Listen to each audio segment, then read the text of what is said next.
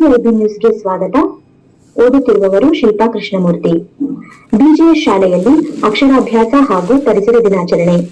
ಕೃಷ್ಣರಾಜಪೇಟೆ ತಾಲೂಕಿನ ಹೇಮಗಿರಿಯ BGS public ಶಾಲೆಯಲ್ಲಿ ಅಕ್ಷರಾಭ್ಯಾಸ ಕಾರ್ಯಕ್ರಮ ಹಾಗೂ ವಿಶ್ವ ಪರಿಸರ ದಿನಾಚರಣೆ ಅಂಗವಾಗಿ ಪೋಷಕರಿಗೆ ಹೂವು ಮತ್ತು ಹಣ್ಣಿನ ಸಸಿಗಳನ್ನು ವಿತರಿಸಲಾಯಿತು. ಕಾರ್ಯಕ್ರಮದಲ್ಲಿ ಸಾಮಾಜಿಕ ಕಾರ್ಯಕರ್ತ ಬಳ್ಳಿಕೆರೆ ಮಂಜುನಾಥ್ ಮಾತನಾಡಿ, ಆದಿಚುಂಚನಗಿರಿ ಶಿಕ್ಷಣ ಸಂಸ್ಥೆ ಗ್ರಾಮೀಣ ವಿದ್ಯಾರ್ಥಿಗಳಿಗೆ ಗುಣಮಟ್ಟದ ಶಿಕ್ಷಣದ ಜೊತೆಗೆ ಸಂಸ್ಕಾರಯುತ ಬದುಕಿನ ಮೌಲ್ಯಗಳನ್ನು ಕಲಿಸುತ್ತಿದೆ ಎಂದು ಹೇಳಿದರು. ಮುಖ್ಯ ಅತಿಥಿಯಾಗಿ ಭಾಗವಹಿಸಿದ್ದ ಎಂಕೆ ಹರಿಚರಣ ತಿಲಕ್ ಪರಿಸರ ಸಂರಕ್ಷಣೆಯ ಮಹತ್ವವನ್ನು ತಿಳಿಸಿ, ಗಿಡ ಮರಗಳನ್ನು ನೆಟ್ಟು ಪೋಷಿಸುವ ಮೂಲಕ ಪರಿಸರ ಸಮತೋಲನ ಕಾಪಾಡಬೇಕೆಂದು ಕರೆ ನೀಡಿದರು. ಕಾರ್ಯಕ್ರಮದಲ್ಲಿ ಕೆಆರ್ ನೀಲಕಂಠ, ಹಿರಿಯ ಪತ್ರಕರ್ತರು, ಶಾಲಾ ಸಿಬ್ಬಂದಿ ಹಾಗೂ ನೂರಾರು ಪೋಷಕರು ಉಪಸ್ಥಿತರಿದ್ದರು.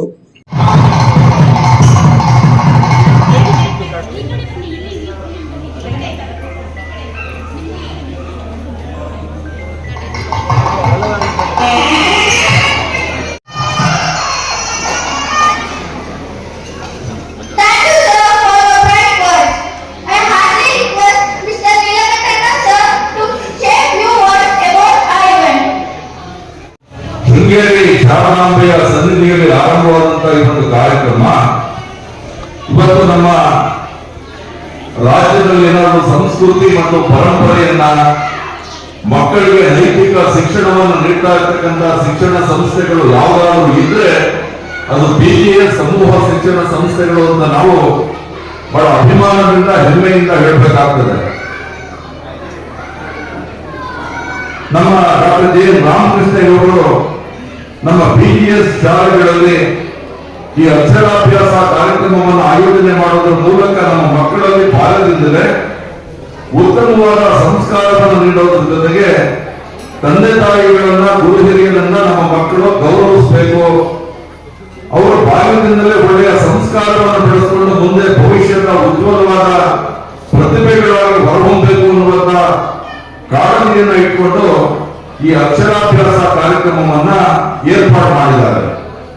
ಇವತ್ತು ನಮ್ಮ ಮಕ್ಕಳ ಪರಿಸ್ಥಿತಿ ಏನಾಗಿದೆ ಅಂತ ಹೇಳಿದ್ರೆ, ಮೊಬೈಲ್ ಫೋನ್ ಒಂದು ಇದ್ರೆ ಸಾಕು, ಅವರಿಗೆ ತಂದೆ ತಾಯಿಗಳು ಬೇಕಾಗಿಲ್ಲ, ಮನೆಗೆ ಯಾರು ಬಂದ್ರು, ಹಿರಿಯರು ಬಂದ್ರ, ದೊಡ್ಡವರು ಬಂದ್ರ, ನೆಂಟರು ಬಂದ್ರ ಯಾವುದೂ ಗೊತ್ತಾಗೋದಿಲ್ಲ. ಮೊಬೈಲ್ನ ಮಾಯಾ ಲೋಕದಲ್ಲಿ ನಮ್ಮ ಮಕ್ಕಳು ಮುಳುಗೋಗಿರ್ತಾರೆ. ನಮ್ಮ ಮಕ್ಕಳನ್ನ ಸರಿದಾರಿಗೆ ತರಬೇಕಾದ್ರೆ ನಾವು ಬಾಲ್ಯದಿಂದಲೇ ಒಂದು ಉತ್ತಮವಾದ ಸಂಸ್ಕಾರವನ್ನ, ಮಾನವೀಯ ಮೌಲ್ಯಗಳನ್ನ, ಪರೋಪಕಾರ ಗುಣಗಳನ್ನ ತುಂಬಿ ಅವರನ್ನ ಭವಿಷ್ಯದ ನಾಗರಿಕರನ್ನಾಗಿ ಸಜ್ಜುಗೊಳಿಸತಕ್ಕಂಥದ್ದು ಇವತ್ತಿನ ಅಗತ್ಯ ಆಗಿರೋದ್ರಿಂದ ಈ ಒಂದು ಕಾರ್ಯಕ್ರಮಕ್ಕೆ ವಿಶೇಷವಾದ ಅರ್ಥ ಇದೆ, ಮಹತ್ವ ಇದೆ. ಈ ಕಾರ್ಯಕ್ರಮವನ್ನು ರೂಪಿಸಿದಂತ ನಮ್ಮ ಡಾಕ್ಟರ್ ಜೆ ರಾಮಕೃಷ್ಣ ಅವರಿಗೆ ಒಂದು ಜೋರಾದ ಚಪ್ಪಾಳೆ ಬರಬೇಕು. ಇಂಥ ವಿಶೇಷವಾದ ಕಾರ್ಯಕ್ರಮಗಳನ್ನ ಇಂಥ ನಮ್ಮ ಬಿಜಿಎಸ್ ಶಾಲೆಗಳಲ್ಲಿ ನೋಡೋದಕ್ಕೆ ಮಾತ್ರ ಸಿಗ್ತಾ ಇದೆ. ಇವತ್ತು ಗುರು ಪರಂಪರೆಯನ್ನ, ನಾಡಿನ ಗುರುಮಠಗಳ ಕೀರ್ತಿಯನ್ನ ಇವತ್ತು ಕೂಡ ಎಲ್ಲರೂ ಉಳಿಸಿ ಬೆಳೆಸುವಂತ ಕೆಲಸವನ್ನು ಮಾಡ್ತಾ ಇರ್ತಕ್ಕಂಥ ಪೋಷಕರು, ನೀವು ಖಂಡಿತವಾಗಿ ಈ ಆಚರಣೆಯನ್ನ ಇಲ್ಲಿ ಮಾಡಿದ ನಂತರ ಸುಮ್ಮನೆ ಮನೆಗೆ ಹೋಗಿ ಮಕ್ಕಳನ್ನ ಯಥಾಸ್ಥಿತಿಗೆ ಬಿಡಬಾರದು. ಆ ಮಕ್ಕಳಿಗೆ ಮನೆಯಲ್ಲಿಯೂ ಕೂಡ ಒಂದು ಉತ್ತಮವಾದ ಶಿಕ್ಷಣವನ್ನು ಮನೆಯೇ ಮೊದಲ ಪಾಠಶಾಲೆ. ಇದು ಎಲ್ಲ ಪೋಷಕರಿಗೂ ಕೂಡ ಅರಿವಿರಬೇಕು. ಇಲ್ಲಿ ಬಂದಿರುವ ಮಕ್ಕಳೆಲ್ಲ ಪುರಾಣ ಮಕ್ಕಳು, ಅವರ ಅರಿವು ತಿಳುವಳಿಕೆ ಎಲ್ಲ ಮನೆಯಲ್ಲೇ ಮೂಡಬೇಕು. ಶಾಲೆ ಅನ್ನೋದು ಒಂದು ನೆಪ ಮಾತ್ರ. ಮನೆಯ ವಾತಾವರಣದಲ್ಲಿ ಆಚಾರ ವಿಚಾರಗಳನ್ನ, ಸಂಸ್ಕೃತಿ ಪರಂಪರೆಗಳನ್ನ ಹಿಡಿದಿಟ್ಟುಕೊಂಡು ಮಕ್ಕಳಿಗೆ ಬೆಳಗ್ಗೆ ಎದ್ದು ಒಳ್ಳೆಯ ಕೆಲಸಗಳ ಬಗ್ಗೆ ಮಾತನಾಡ್ತಾ, ಒಳ್ಳೆಯ ಕೆಲಸಗಳನ್ನ ನಾವು ಕೂಡ ಮಾಡ್ತಾ, ಮಕ್ಕಳು ನಮ್ಮನ್ನ, ನೀವು ಪೋಷಕರು ಇದನ್ನು ದಯಮಾಡಿ ಗಮನ ಇಟ್ಟು ಅವ್ರ ಗಮನ ಇರಬೇಕು. ನೀವು ಏನು ಮಾಡ್ತೀರೋ ಅದನ್ನ ನೀವು ಮಗು ಮಾಡುತ್ತೆ. ಯಾಕಂದ್ರೆ ಮಗು ಈಗ ಅದಕ್ಕೇನು ಗೊತ್ತಿರಲ್ಲ, ಅದಕ್ಕೆ ಅದು ಜ್ಞಾನ ವಿಕಾಸ ಆಗಿರಲ್ಲ.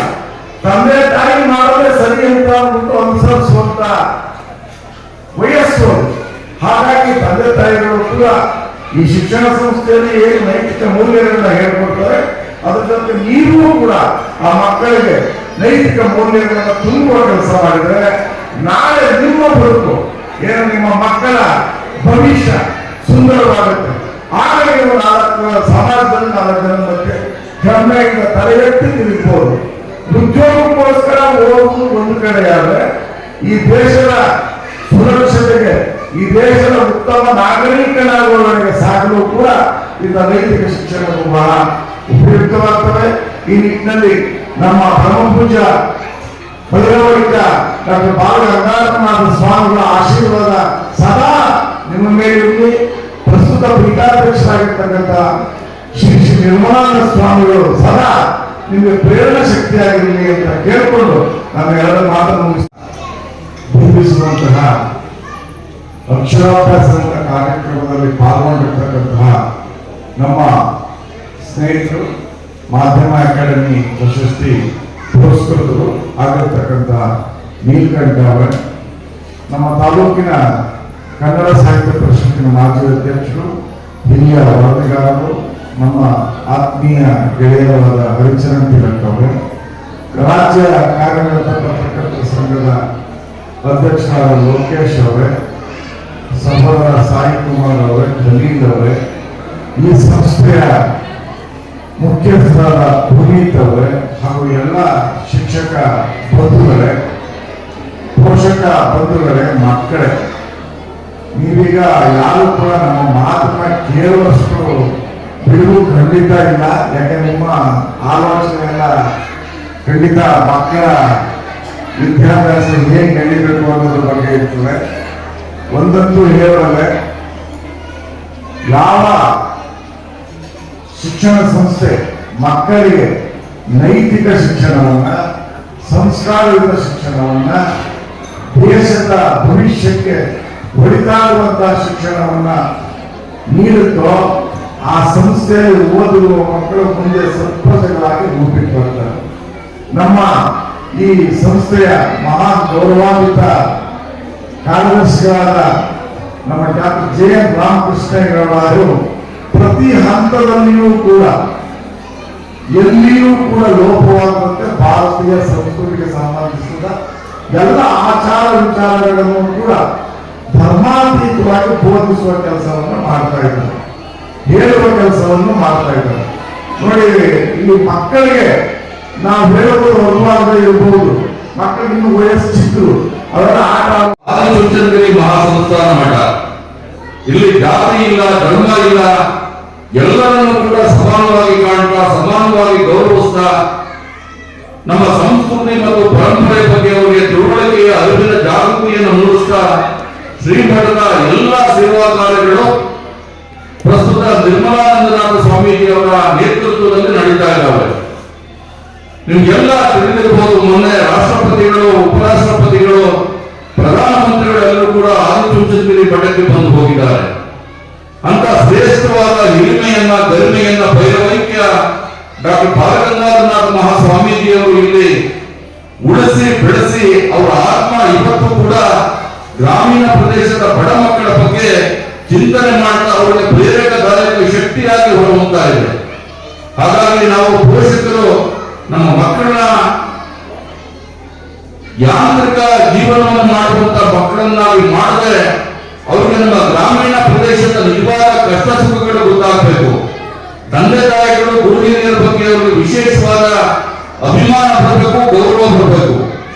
ಆ ರೀತಿ ಸಜ್ಜುಗೊಳಿಸುವ ನಿಟ್ಟಿನಲ್ಲಿ ಪೋಷಕರು ನಿರಂತರವಾಗಿ ಅವರಿಗೆ ಶಕ್ತಿಯನ್ನ ತುಂಬುವಂತ ಕೆಲಸವನ್ನು ಮಾಡಬೇಕು ಅನ್ನುವಂತ ವಿನಂತಿಯನ್ನು ಮಾಡ್ತಾ, ಏನು ಇವತ್ತು ನಡೀತಾ ಇರತಕ್ಕಂಥ ಅಕ್ಷರಾಭ್ಯಾಸ ಕಾರ್ಯಕ್ರಮ ಇದು ನಮ್ಮ ಎಲ್ಲ ಮಕ್ಕಳ ಜೀವನದಲ್ಲಿ ಶಾಶ್ವತವಾಗಿ ನೆನಪಿನಲ್ಲಿ ಉಳಿಯುವಂತ ಬಹಳ ಅಪರೂಪದ ಕಾರ್ಯಕ್ರಮ.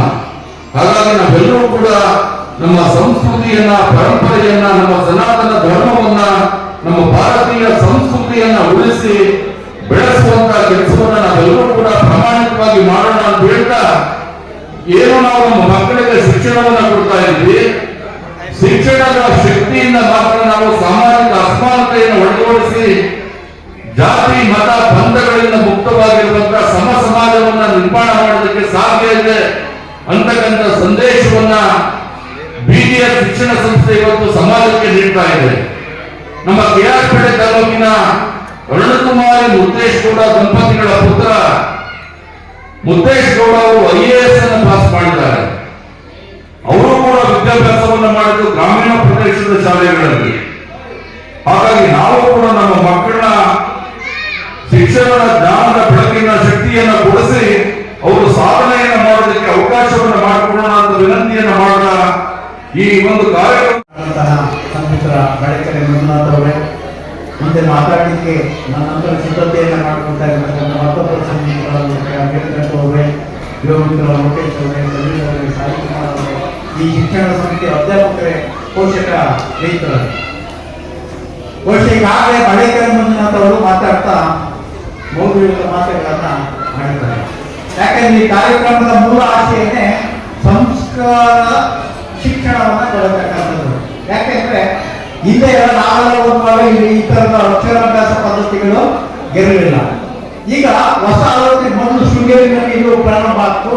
ಶೃಂಗೇರಿಯ ನಂತರ BGS ಶಿಕ್ಷಣ ಸಂಸ್ಥೆ ಆವರಣಗಳಲ್ಲಿ ಈ ಕಾರ್ಯಕ್ರಮ ಎಲ್ಲ ಕಡೆಗೂ ಕೂಡ ನಡೀತಾ ಇದೆ. ಇದು ಕಾರಣ ಏನಪ್ಪಾ ಅಂದ್ರೆ ಮಕ್ಕಳಿಗೆ ಸಂಸ್ಕಾರವನ್ನು ಕಲಿಸತಕ್ಕಂಥದ್ದು, ಗುರು ಹಿರಿಯರ ಬಗ್ಗೆ ಚಿಕ್ಕಂದಿನಿಂದಲೇ ಮಕ್ಕಳಲ್ಲಿ ಒಂದು ಗೌರವಯುತವಾದ ಭಾವನೆ ಬರಬೇಕು ಅನ್ನತಕ್ಕಂಥ ಒಂದು ಪೂರಕವಾದ ಒಂದು ಯುವ ಆಲೋಚನೆಯನ್ನು ಈ ಕಾರ್ಯಕ್ರಮ ಪ್ರಾರಂಭ ಆಗಿದೆ.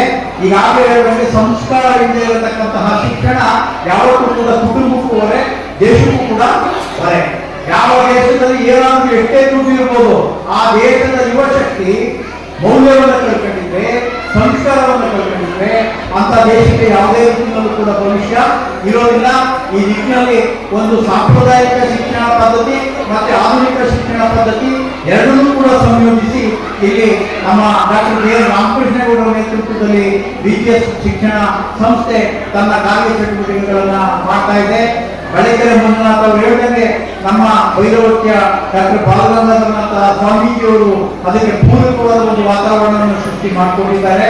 ಅದೇ ಕಾಲದಲ್ಲಿ ಈಗಿರತಕ್ಕಂಥ ಪೀಠಾಧ್ಯಕ್ಷರಾದಂತಹ ಸನ್ಮಾನ್ಯ ಶ್ರೀ ಡಾಕ್ಟರ್ ನಿರ್ಮಲಾನಂದ ಸ್ವಾಮೀಜಿಯವರು ಕೂಡ ಒಂದು ಪ್ರೇರಕ ಶಕ್ತಿಯಾಗಿ ಕೆಲಸ ಮಾಡ್ತಾ ಇದ್ದಾರೆ.